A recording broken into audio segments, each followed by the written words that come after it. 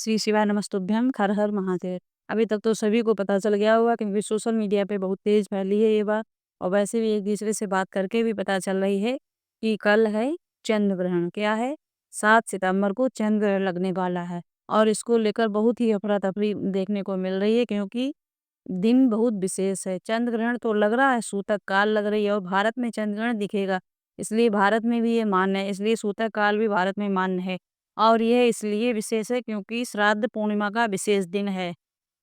तो कब से कब तक सूतक काल रहेगी, और इस श्राद्ध पूर्णिमा में पितरों के निमित्त अगर आप तर्पण करते हैं या फिर ब्राह्मण भोजन कराते हैं तो किस समय के पहले आपको ब्राह्मण भोजन कराना है, क्योंकि जो 15 दिन जो सूतक काल होते हैं वो पूर्णिमा से ही शुरू होते हैं। जैसे जिनके घर में मनाया जाता है कि 15 दिन बाल नहीं धोए जाएंगे, शेविंग नहीं कराई जाएगी। बहुत लोगों के यहाँ कपड़े, अब तो कपड़े वाला नहीं रहता, नहीं तो जैसे हमारे यहाँ भी जो थे बड़े बूढ़े तो उतने दिन साबुन वाले कपड़े नहीं धोते थे, और माताएं शैम्पू बाल नहीं धोती थी, शैम्पू से रंग नहीं लगाया जाता, मांग नहीं भरी जाती है, नया कुछ नहीं खरीदा जाता है। ये सब कार्य किए जाते हैं जिनके, अब कौन लोग करते हैं तो ब्राह्मणों में ज़्यादा होते हैं, और फिर जिसके यहाँ मनाया जाता है जिनके, जैसे जिनके माता पिता नहीं होते हैं, जैसे जिनके सास ससुर नहीं होते, लड़कियों के लिए नहीं होता है, जिनके सास ससुर नहीं होते हैं वो मनाते हैं। तो ये होता है, या लड़कों के जिनके माता या पिता नहीं होते हैं, पितर, उनको पितर बोला जाता है, तो वो मनाया जाता है पितृपक्ष। ब्राह्मण को भोजन इस करके इस तरीके से शुरू होता है, तो आप, ताकि आपको शुभ फल की प्राप्ति हो सके। इस वीडियो में हम आपको चंद्र ग्रहण से संबंधित जो कि 7 सितंबर 2025 को लग रहा है, संपूर्ण जानकारी देने वाले हैं। क्या प्रभाव हो सकता है ताकि आपको इस चंद्र ग्रहण का कोई भी अशुभ फल देखने को ना मिले, और चंद्र ग्रहण कब से कब तक है वह भी आपको इस वीडियो में जानने को मिलेगा। आपको बता दें, इस साल भाद्रपद माह के पूर्णिमा पर साल का दूसरा चंद्र ग्रहण लगने वाला है। भाद्रपद पूर्णिमा से ही श्राद्ध पद शुरू होता है, और उसी दिन पूर्णिमा पर सूर्य चंद्र ग्रहण लगेगा। यह एक पूर्ण चंद्र ग्रहण है जो भारत में स्पष्ट रूप से दिखाई देगा। यही कारण है कि भारत में सूतक काल भी मान्य होगा। अब भारतीय समय के अनुसार कौन सा समय, वो भी समझ लीजिए। भारतीय समय अनुसार 7 सितंबर को रात्रि 9:58 पर चंद्र ग्रहण लगने वाला है। इसका समापन का समय रात्रि के 1:26 पे रहेगा। इस दौरान चंद्रमा का रंग लाल होगा क्योंकि वह फुल मून है, और पूर्ण चंद्र ग्रहण को ब्लड मून भी कहा जाता है। साल का दूसरा और अंतिम चंद्र ग्रहण है, भारत में भी देखा जा सकेगा। इसके अलावा Asia, Australia, New Zealand, America, Fiji, Antarctica जैसे कुछ स्थानों पर भी ये देखा जा सकेगा। सूतक काल को लेकर सभी के मन में असमंजस है, जो कि इस प्रकार दूर होगी। सूतक काल मान होगी, सभी के लिए मान है। चंद्र ग्रहण के 9 घंटे पहले से सूतक काल का समय चालू हो जाता है। तो ये समय 7 सितंबर 2025 को 12 बजे के दोपहर 12:57 से शुरू होगा। दोपहर के 12:57 से सूतक काल शुरू हो जाएगा, जो कि जब तक ग्रहण पूर्ण नहीं होगा तब तक चलता रहेगा। और आपको बता दें, अब आपको इस चंद्र ग्रहण में किन बातों का ध्यान रखना है, कौन सी गलतियां आपको बिल्कुल भी नहीं करनी है। तो चंद्र ग्रहण है, इसमें कुछ विशेष बातों का ध्यान रखते हैं तो आपको जीवन में नकारात्मकता देखने को नहीं मिलती है, अशुभ फल देखने को नहीं मिलते हैं। कुछ कारण निषेध हैं, जैसे कि मंदिर में आप प्रवेश नहीं कर सकते, मूर्तियों को आप स्पर्श नहीं कर सकते, आप भोजन नहीं कर सकते, यात्रा नहीं कर सकते। इन सब चीज़ों से आपको बचना है। गर्भवती महिलाएं ग्रहण का सीधा दर्शन नहीं कर सकते। इन बातों का आपको इस चंद्र ग्रहण के दौरान विशेष रूप से ध्यान रखना है। ज्योतिष आचार्यों के अनुसार जब 1 बजे से जब से वो लग जाएगा सूतक, तब से हम भगवान की पूजा नहीं कर सकते। कल रात की पूजा नहीं होगी भगवान की, कपाट बंद हो जाते हैं। मंदिरों में भी कपाट सूतक लग जाएगा 1 बजे से, तब तक ही पूजन, जो कुछ भोजन वोजन उनको भगवान को रख के आरती करके बंद कर दिए जाएंगे। रात की आरती मंदिरों में नहीं होगी, तो आप भी घर में ना करें। ज्योतिष आचार्यों के अनुसार ग्रहण के दौरान नुकीली चीज़ें पास में रखने की सलाह नहीं देते हैं।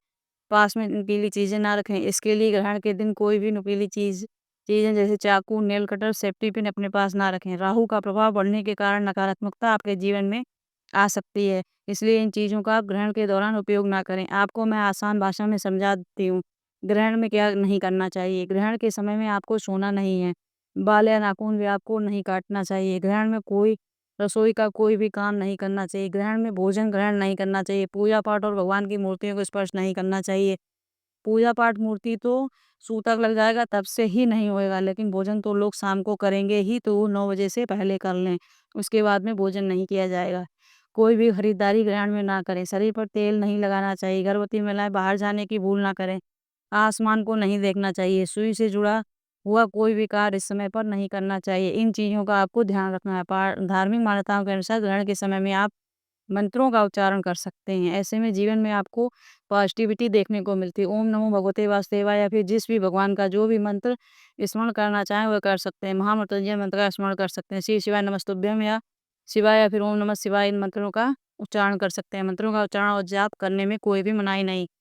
अब आप समझ गए होंगे कि ग्रहण में आपको क्या-क्या नहीं करना है। ग्रहण कब से लग रहा है, सूतक काल कब से कब तक है। सूतक काल में और पूर्णिमा का जो श्राद्ध का पहला दिन है, श्राद्ध पूर्णिमा, उसमें सभी अपने पितरों के निमित्त तर्पण और भोजन कराना चाहते हैं। तो कइयों के मन में प्रश्न है कि हम सुबह पूजन करा लें, उसके बाद क्या हम दिन में ब्राह्मण भोजन या फिर अन्य जिसको भी हम भोजन कराना चाहते हैं, हम उसको भोजन करा सकते हैं या नहीं करा सकते? तो आपको बता दें, जो हमने आपको समय बताया 12:57 दोपहर का जो समय, उसके बाद किसी को भी भोजन नहीं करा सकते हैं। आप अगर अपने पूर्वजों के लिए, पितरों के लिए पूजन अर्चन कर रहे हैं, श्राद्ध पूर्णिमा के दिन ब्राह्मण भोजन या फिर अन्य सभी लोगों को भोजन कराना चाहते हैं, तो ये सभी चीज़ें आपको दोपहर 12:57 के पहले समाप्त कर लेनी हैं।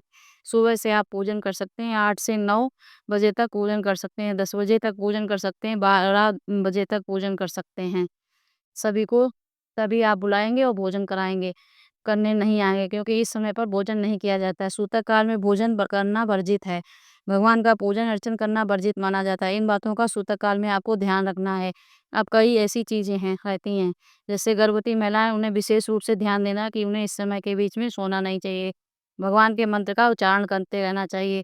इस समय उन्हें ग्रहण देखना नहीं, ना ही सिलाई करना, ना ही सब्जियाँ काटना। इन बातों का गर्भवती महिलाओं को भी ध्यान रखना है, ताकि उनके जीवन में कुछ भी गलत ना हो। इसके साथ ही आप ग्रहण में रखा हुआ भोजन, आपको जो मोक्ष का समय होता है उसके बाद ग्रहण नहीं करना चाहिए। बचे हुए भोजन को आप गाय या कुत्ते को खिला सकते हैं।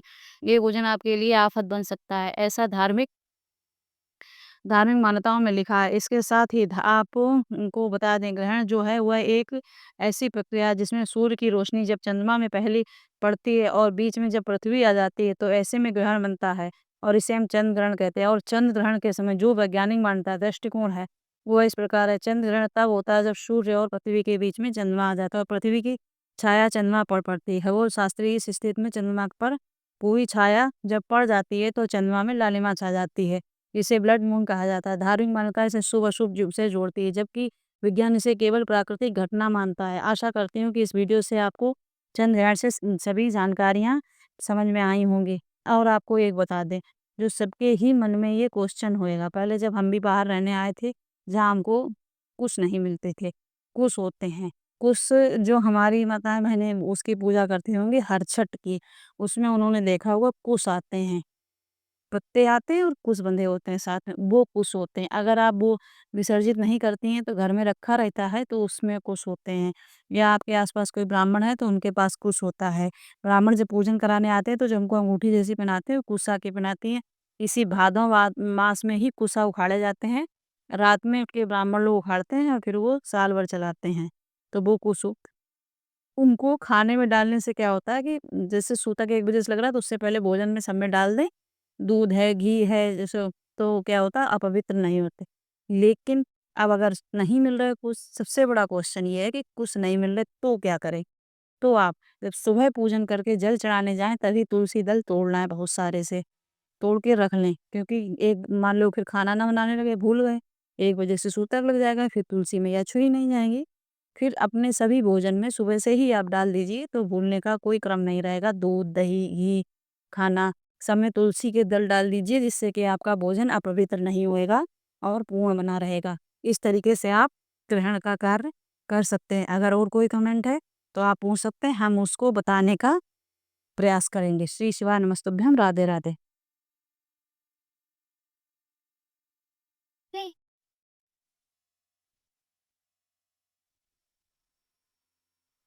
बहुत देर लगत है रिकॉर्डिंग, फिर भी देखिए।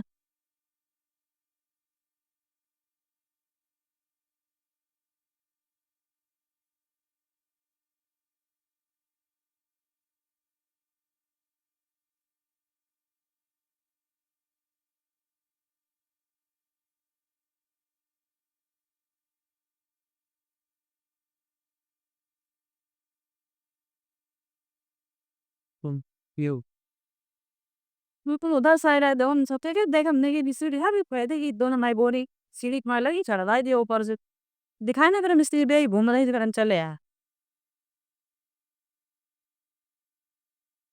छत पे जी बीड़ी भरी मसाला पुरु घर में भाई हो मेरे काका देते इन पर दे दे अन्यथा गाय में तो सब निकल गई थी वो बहुत चुड़ैल लात बहुत चुड़ैल ला दे ले भाई ना गल की नहीं ना तो तुरंत कपड़ा पहने लेटे वैसे ने बस चुन्नी बांधी चले गए हम तो पहुंचे तो टाइम लगा था Itu हो गई.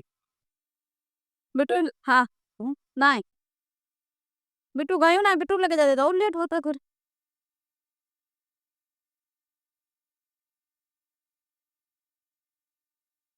मेरी उनको आती हूँ ना जो आती सुबह सब जा ही रही थी संग गए हमने कहा भैया जाए ना भेजने चल वो जो ना दुकान उधर करे तो हमने कहा